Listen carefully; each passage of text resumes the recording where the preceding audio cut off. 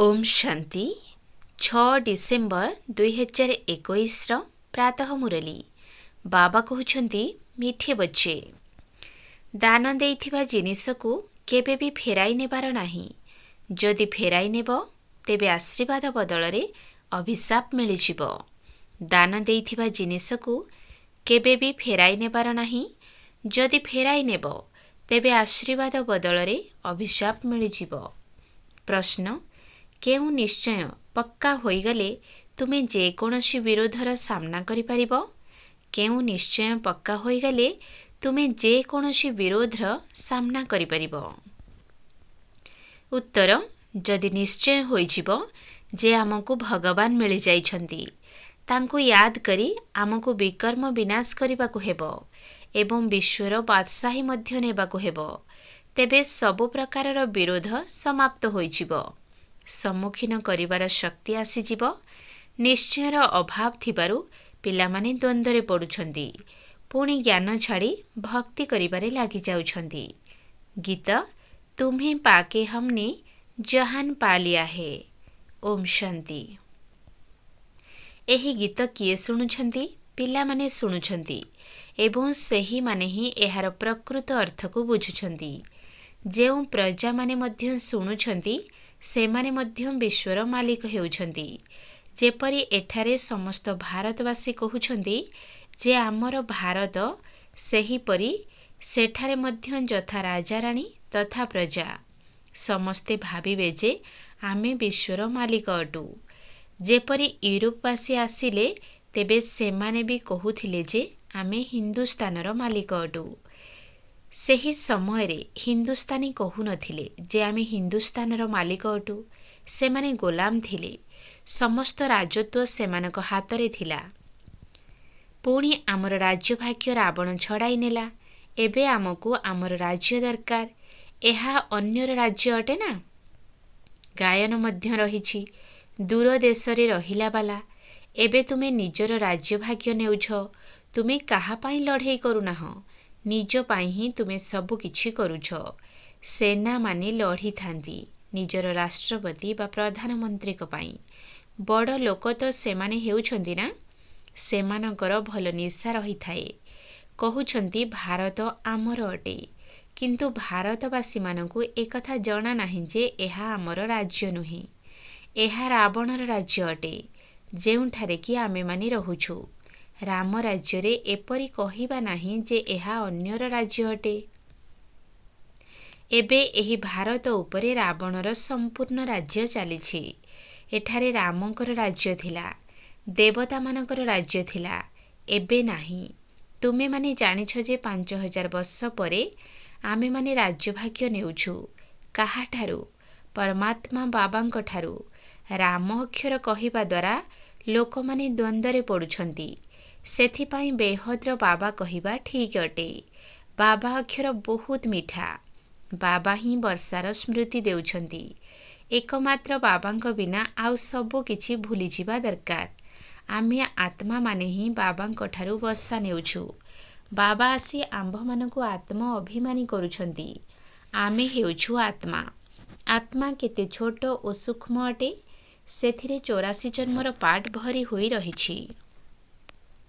एकथा मोटा बुद्धियुक्त मनुष्य माने जानी नाहंती ना से माने एकथा बुझाई परिबे। आमे बाबांक ठारू वर्षा नेउछु। केते सहज कथा अटे, किंतु माया भुलाई देउछि। सेथिपाई पिलामानकु बहुत परिश्रम करिबाकु पडुछि। एथिरे कोनोसी हाथ हतियार बारूदर कथा ही नाही, ना कोनोसी ड्रिल आदि शिखिबार अछि, ना कोनोसी शास्त्र धरिबार अछि। केवल बाबांकु याद करिबाकु हेबो। बाबा जहा सुनाउछन्ति ताकु धारण करिबाकु हेबो। आमे निजर राज्य भाग्य नेउछु। जेपरि नाटकरे अभिनेता निजर अभिनय करी पुणी वस्त्र बदलाई निजर घर को जाइथांती, सेहीपरि तुम मानक बुद्धि रे भी अछि जे एबे एही नाटक पूरा हेउछि। एबे अशरीरी होई घर को जिबाकु हेबो। आमे प्रत्येक 5000 वर्ष परे पुणी अभिनय करुछु। आमे अधाकल्प राज्य करुछु, अधाकल्प गोलाम होई जाउछु। बाबा पिला मानकु कोनोसी अधिक कष्ट देउ नाहंती। बुद्धि रे केवल एही कथा मने रहिबा दरकार। पुरुषार्थ करी जेते दूर संभव एही कथा भूलिबा अनुचित। एबे नाटक शेष हेउछि, बाकी अल्प समय अछि। आमको घर को जीवाकु हेबो। एहीपरी तुमे निज सहित कथा होई पवित्र होई घर को चली जीवो। प्रत्येक पिला जानी पारिबे जे मु बाबा को केते याद करुछि। केही चार्ट लेखंतु अथवा न लेखंतु, बुद्धि रे तो रही थाए ना। सारा दिन रे आमे कौन कौन कलु। जेपरि व्यापारी माने राति रे निजर हिसाब लेखि थांती, एहा मध्यम व्यापार अटे। सेथि पई राति रे सोइबा समय रे जांच करिबा दरकार जे मु सारा दिन रे बाबा को केते समय याद कली, केते जन को बाबांकर परिचय देली। जेउ माने होशियार पिला सेमानकर धंदा भल चली थाए। जदि बुद्धि थिबो तेबे धंदा मध्य सेहीपरि भल चलिबो। एठारे तो निज पई रोजगार करिबाकु हेबो। बाबा केवल कहुछंती मते याद करो, चक्र को याद करो, तेबे चक्रवर्ती राजा होई जिवो। एथिरे अधिक आशा रखिबा उचित नुही। ग्रामवासींकर कम आशा रही थाए। सहर रे थिबा साहुकारंकर तो आशा बहुत रही थाए। ग्रामवासी माने अभाव रे रही मध्य खुशी रे रही थांती। सुखिला रुटी खाइबारे से माने अभ्यस्त होई जाई थांती। साहुकार मानक पाखरे बहुत इच्छा रही थाए। पिता माता को मध्य हैरान करी थांती। ब्रह्मा बाबा अनुभवी अटंती ना। गरीब मानक उपरे दया मध्य आसी थाए। गरीब माने देखिबे बड़ लोक आसी ज्ञान शुणुछंती, तेबे आमे मध्य शुणिबु। बाबा तो बहुत चित्र तैयारी कराइछंती। केही कहुछंती आमर सेवा दरकार। बाबा कहुछंती प्रथमे तुमे योग्य हुओ, तापरे अन्यर सेवा करिबाकु जाओ। काहेकि ना आजिकाली भक्तिर मध्य बहुत प्रभाव रहिछि। एपटे तुमे माने ज्ञान बुझाइब, सेपटे तांकर गुरु माने चक्रांत करिवे। से माने तो डराई देई थांती जे तुमे जदि भक्ति न करिब तेबे तुमको फल किपरि मिलिबो। भक्ति द्वारा तो भगवान मिली थांती। तुमर पक्का निश्चय होई जिबा दरकार जे हमको भगवान मिलिछंती। भगवान कहुछंती जे मते याद कर, तेबे तुमर विकर्म विनाश होई जिवो। जेबे एही निश्चय तुमर पक्का होई जिवो, तेबे जाई तुमे काहार सम्मुखीन होई परिबो। तुम मानक सहित ही विपक्ष हेउछंती। तुमे गोटिए कथा कहुछ, से माने आउ गोटिए कथा कहुछंती। दुनिया रे बहुत मठ पंथ आदि रहिछि, जेउठाको मनुष्य माने जाई किछि ना किछि सुनी करी आसी थांती। से माने गीतार मध्य भिन्न भिन्न अर्थ सुनाउछंती। तेबे मनुष्य माने तांको पाखरे फसी जाउछंती। सन्यासी केबे हेले गृहस्थी मानकु कहिबे नाही जे तुमे माने विकारग्रस्त हुओ नाही बोली। जदि भी से माने कहिबे जे निर्विकारी हुओ, पुणी कौन हेबो? सेमानकर लक्ष्य उद्देश्य तो किछि नाही। ओलटा रास्ता बताइला वाला बहुत अछंती, सत्य रास्ता बताइला वाला बहुत कम अछंती। सेमानक उपरे मध्य मायार बहुत आक्रमण होई थाए। मन कहिबो जे आमे पवित्र हेबु, किंतु माया बुद्धि को भ्रष्ट करी देई थाए। बुद्धि रे बहुत खराब खियाल आसी थाए। मायार बहुत लड़े हेउछि। चालू चालू बहुत तोफान आसुछि। जदि कौनसी भी विकारर भूत भितरे थिबो, तेबे ताहा हृदय को आंदोलित करिबो। काहाको जदि कहिबो क्रोध दान रे दियो, किंतु निजे क्रोध करुथिबो, तेबे सेमाने कहिबे तुमे निजे क्रोध करुछ, पुणी आमको किपरि कहुछ। तेणु क्रोध को मध्य छाड़िबाको पड़िबो। क्रोध गुप्त रही पारे नाही। क्रोध रे उच्च स्वर रे कथा होई थांती। परस्पर सहित लड़ाई करी थांती। जणे अन्य जनकु गाली मध्य देई थांती। बाबा देखि थांती क्रोधर भूत बाहारु नाही तो। केही केही बाबांक सम्मुखरे मध्य बहुत क्रोध करी थांती। बहुतंकर मध्यरे क्रोधर भूत आसी जाई थाए। एहा बहुत खराब अटे। तेणु सेमाने हैरान करी थांती। तथापि तो बाबा स्नेहर सहित बुझाई थांती, जदि नाम बदनाम करिब तेबे पुणी पद मध्य भ्रष्ट करिदेब। सेमानंकु एही कथा बुझाइबा दरकार जे तुमे 5 विकार बाबांकु दान देइछ, पुणी ताकु फेराई काहींके नेउछ। जदि पुणी क्रोध करिब तेबे ग्रहण मुक्त हेब नाही। ताहा पुणी वृद्धि होई थाए। बाबांकर आशीर्वाद बदल रे अभिशाप मिल जाई थाए। काहींकि ना से बाबा एवं धर्मराज मध्य अटंती। एहा मध्य ड्रामारे निर्धारित होई रहिछि। क्रोध करिबा मध्य पाप अटे। जाहांक पाखरे 5 विकार अछि, ତାଙ୍କୁ ପାପ ଆତ୍ମା ବୋଲି କୁହାଯାଇଥାଏ। ସତ୍ୟ ଯୁଗରେ ସମସ୍ତେ ହେଉଛନ୍ତି ପୁଣ୍ୟ ଆତ୍ମା। ସେଠାରେ କେହି ପାପ କରିନଥାନ୍ତି। ଏବେ ତୁମ ମୁଣ୍ଡ ଉପରେ ଜନ୍ମ ଜନ୍ମାନ୍ତରର ପାପର ବୋଝ ରହିଛି। ପ୍ରଥମେ ଏହାକୁ ଯୋଗ ବଳ ଦ୍ୱାରା ଯୁକ୍ତ କରିବାକୁ ହେବ। ମାୟା ବହୁତ ଖରାପ ଅଟେ। ବହୁତଙ୍କ ପାଖରେ ଲୋଭ ମଧ୍ୟ ବହୁତ ରହିଛି। ପୋଷାକ, ଜୋତା, ପଇସାକର କଥା ପାଇଁ ମଧ୍ୟ ଲୋଭ ରହିଛି। ସେଥିପାଇଁ ମିଛ କହିଥାନ୍ତି। ଏସବୁ ଲୋଭର ଲକ୍ଷଣ ଅଟେ। ଏଠାରେ ତ ସବୁ କିଛି ମିଳୁଛି। ବାହାରେ ତ ଘରେ ଘରେ କଳି ଝଗଡ଼ା ଲାଗି ରହିଛି। ସଙ୍ଗଦୋଷ ମଧ୍ୟ ବହୁତ ଖରାପ ଅଟେ। ସ୍ୱାମୀ ବ୍ରାହ୍ମଣ ଅଟନ୍ତି, ସ୍ତ୍ରୀ ଶୂଦ୍ର ହୋଇଥାଏ। ଯଦି ସ୍ତ୍ରୀ ବ୍ରାହ୍ମଣୀ ହୋଇଥାଏ ତେବେ ପତି ଶୂଦ୍ର ହୋଇଥାନ୍ତି। ଗୋଟିଏ ଘରେ ହିଁ ହଂସ ବଗ ରହିଥାନ୍ତି। ତେଣୁ ବହୁତ କଳି ଝଗଡ଼ା ହୋଇଥାଏ। ନିଜକୁ ଶାନ୍ତ ରଖିବା ପାଇଁ ଯୁକ୍ତି ରଚିବାକୁ ପଡ଼ିଥାଏ। ଘରଦ୍ୱାର ଛାଡ଼ି ଯିବାକୁ ମଧ୍ୟ ବାବା ଅନୁମତି ଦେଉନାହାନ୍ତି। ଏହିଭଳି ବହୁତ ଆଶ୍ରମ ଅଛି ଯେଉଁଠି ପିଲାଛୁଆଙ୍କ ସହିତ ଯାଇ ରହିଥାନ୍ତି।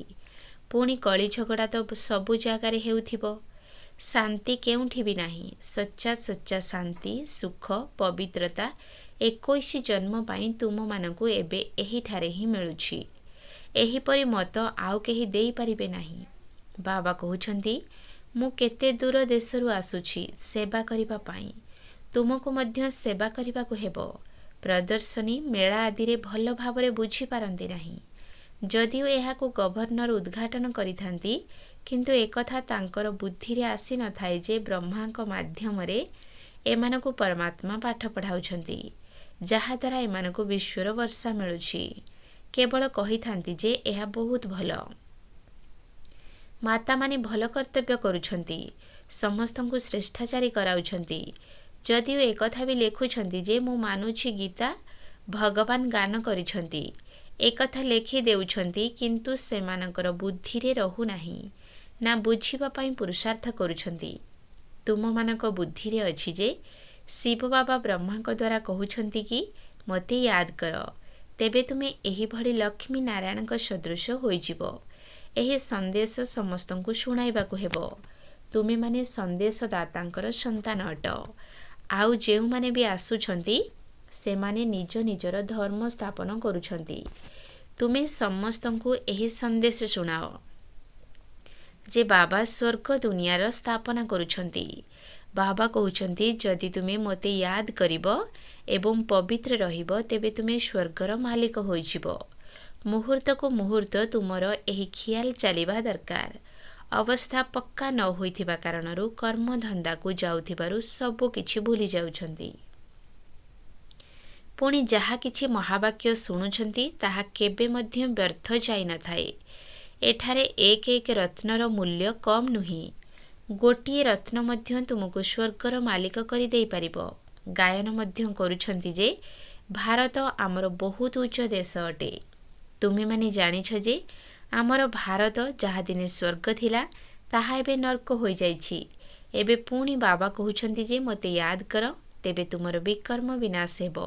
ପ୍ରଜା ତ ଢେର ହୋଇ ଚାଲିଛନ୍ତି, ବୃଦ୍ଧି ମଧ୍ୟ ହୋଇ ଚାଲିଛି, ନୂଆ ସେଣ୍ଟର୍ସ ଖୋଲା ଚାଲିଛି। ବାବା ମଧ୍ୟ କହୁଛନ୍ତି ଗାଁ ଗାଁକୁ ଯାଇ ସେବା କର। ଏହିପରି ବହୁତ ଗାଁ ଅଛି ଯେଉଁଠାରେ ମିଳିମିଶି କ୍ଲାସ୍ କରିଥାନ୍ତି, ପୁଣି ବାବାଙ୍କୁ ପତ୍ର ଲେଖିଥାନ୍ତି। ତୁମମାନଙ୍କର କାମ ହେଲା ବ୍ରାହ୍ମଣ ଧର୍ମକୁ ବଢ଼ାଇବା, ଯାହାଦ୍ୱାରା ସବୁ ମନୁଷ୍ୟ ଦେବତା ହୋଇଯିବେ। ଏଠାକାର ଯେଉଁମାନେ ହୋଇଥିବେ ସେମାନେ ଅନ୍ୟ ସତ୍ସଙ୍ଗର କୌଣସି କଥାରେ ଫସିବେ ନାହିଁ।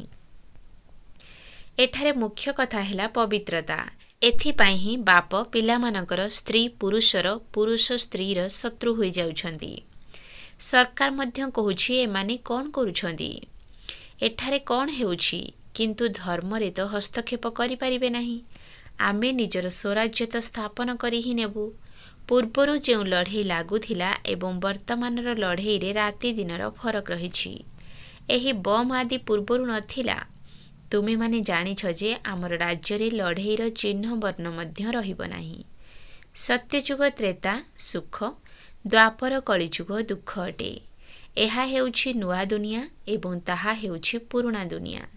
ଦୁନିଆ ଗୋଟିଏ ହିଁ ଅଟେ, କେବଳ ଏହା ନୂଆ ଏବଂ ପୁରୁଣା ହୋଇଥାଏ। ଏବେ ପୁରୁଣା ଦୁନିଆ ବିନାଶ ହୋଇ ନୂଆ ହେବାର ଅଛି एही पुराणा दुनिया एबे कौनसी कामर नुहे, सेथिपाई पुणी नुआ दुनिया तैयारी हेबा दरकार। दिल्ली रे केते थर नुआ महल होइथिबो, जेउ माने आसुछंती से माने भंगा तुटा करी स्मारकी पाई पुणी निजर नुआ तैयारी करुछंती।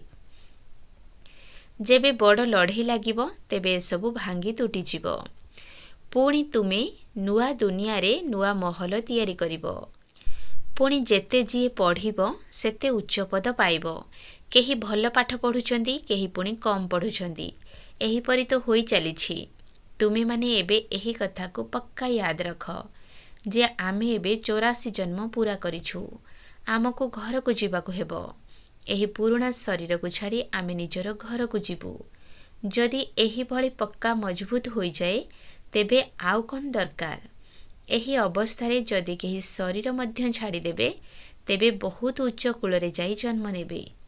अच्छा, मिठा मिठा शिखिलथे संतान मानक प्रति माता पिता बाप दादांकर मधुर स्नेह भरा स्मृति एवं सुप्रभात। आत्मिक पितांकर आत्मिक संतान मानकु नमस्ते। आत्मिक संतान मानकर आत्मिक बाप दादांकु नमस्ते नमस्ते नमस्ते। सुप्रभात। धारणा पाई मुख्य सार। 1 नंबर पॉइंट, निज रोजगार जमा करिबा पाई बाबा एवं चक्र को सर्वदा मने पकाइबाकू हेबो। मायार चक्रांतरे अर्थात प्रलोभनरे केबे हेले आसीबार नाही। अत्यधिक आशा रखिबार नाही। निज रोजगार जमा करिबा पाई बाबा एवं चक्र को सर्वदा मने पकाइबाकू हेबो। मायार चक्रांतरे अर्थात प्रलोभनरे केबे हेले आसीबार नाही। अत्यधिक आशा रखिबार नाही। 2 नंबर पॉइंट, मनुष्य मानकु देवता कराइबा पाई निजर ब्राह्मण धर्म को बढ़ाइबाकू हेबो। गाँ गाँ को जाई सेवा करिबाकू हेबो। मनुष्य मानकु देवता कराइबा पाई निजर ब्राह्मण धर्म को बढ़ाइबाकू हेबो। गाँ गाँ को जाई सेवा करिबाकू हेबो। वरदान, बारंबार पराजित हेबा परिवर्ते निजको समर्पित करी मास्टर सर्वशक्तिमान विजयी हुओ। बारंबार पराजित हेबा परिवर्ते निजको समर्पित करी मास्टर सर्वशक्तिमान विजयी हुओ। निजको सर्वदा विजयी रत्न मने करी प्रत्येक संकल्प एवं प्रत्येक कर्म कर, तेबे केबे हेले पराजयर सम्मुखीन हेबाकू पड़िबो नाही। जदि बारंबार पराजित होई जाउछ तेबे धर्मराज ठारू मध्य दंड खाइबाकू पड़िबो एवं हारि जाउथिबा आत्मा मानकू भविष्यतरे देवता मानक पाई हार गुंथिबा पाई पड़िबो। द्वापर जुगरु अनेक मूर्ति को हार पिंधाइबाकू पड़िबो। तेणु माया ठारू पराजित हेबा परिवर्ते बाबांको निकटरे समर्पित होई जाओ। निजर संपूर्ण स्वरूप को धारण करिबार प्रतिज्ञा कर, तेबे विजयी होई जिवो। स्लोगान, केबे शब्द दुर्बलता को प्रत्यक्ष करिथाए, सेथिपाई केबे करिबि नुहे एबे ही करिबाकू हेबो। केबे शब्द दुर्बलता को प्रत्यक्ष करिथाए, सेथिपाई केबे करिबि नुहे एबे ही करिबाकू हेबो। ओम शांति।